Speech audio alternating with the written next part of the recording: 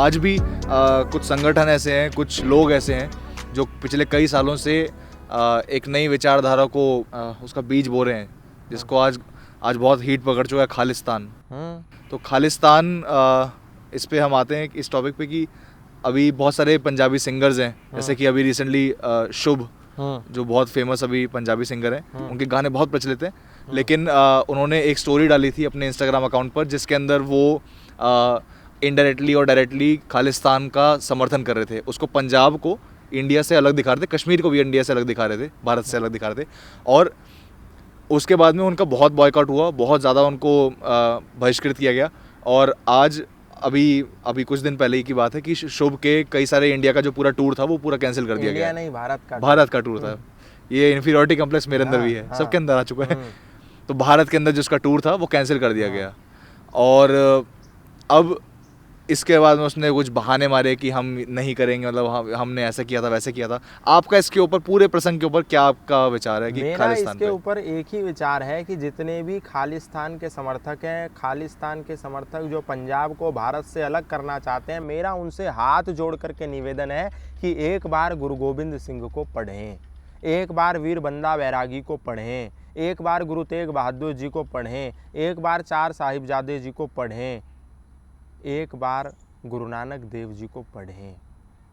एक बार पढ़ें, एक बार पढ़ें। एक बार यदि वो पढ़ लेंगे गुरु गोविंद सिंह जी को, चार साहिबजादों को, गुरु गोविंद सिंह के पिता गुरु तेग बहादुर जी को, वीर बंदा सिंह बहादुर जी को, इनको अगर पढ़ लेंगे, भाई सतीदास, भाई मतीदास, भाई दयालदास को अगर पढ़ लेंगे, तो वो कभी भी भारत से पंजाब को स्वतंत्र राष्ट्र बनाना यानी खालिस्तान बनाने की मांग नहीं करेंगे। ये वो लोग हैं जिन्होंने पंजाब को ना तो जाना, ना अपने गुरुओं को जाना, ना अपने गुरुओं को माना।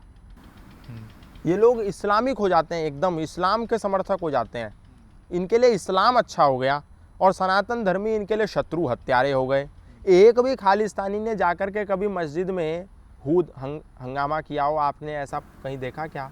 एक भी खालिस्तानी ने, पंजाब में इतना अधिक ईसाईकरण हो रहा है, सबसे अधिक ईसाईकरण पंजाब के अंदर हो रहा है, आपको जान करके आश्चर्य होगा। सरदार लोग जो भारत के सनातन धर्मियों के रक्षक थे, जिस कौम की स्थापना ही धर्म की स्थापना के लिए हुई थी, वो कौम पगड़ी बांध करके आज ईसाई मिशनरियों के चंगाई सभा में जाकर के क्रॉस के निशान को हाथ में लिए हुए ईसा मसीह की जय घोष कर रही है। क्यों? क्योंकि उन्होंने अपने पूर्वजों को नहीं पढ़ा। कौन थे उनके पूर्वज? जिन्होंने बीज से चिरना मंजूर कर लिया परंतु इस्लाम को स्वीकार नहीं किया, जिन्होंने खुद को गर्म खौलते हुए कढ़ाइयों में तलना, जीवित तलना मंजूर कर लिया, लेकिन उन्होंने कभी भी इस्लाम को स्वीकार नहीं किया, जिनकी बोटी बोटी एक एक इंच काट करके पूरे शरीर के 1000 टुकड़े कर दिए गए, लेकिन उन्होंने इस्लाम को स्वीकार नहीं किया। चाहते तो कर सकते थे। जानते हो, एक युग तक झेल कर संताप को रक्त अपना क्रांतिकारी दे गए हैं आपको। चाहते यदि वो कि अपनी जिंदगी सुख में जिए, होटलों में मौज काटें, शाम को मदिरा पिए, तो वो दुश्मन से मिलाकर हाथ जीते शान से। जिंदगी राजाओं सी होती न जाते जान से, किंतु वो लड़ते रहे बस आपके मेरे लिए। वो लोग पागल थे जिन्होंने मौत से फेरे लिए, और बड़ी कीमत चुकाकर आज का भारत बना।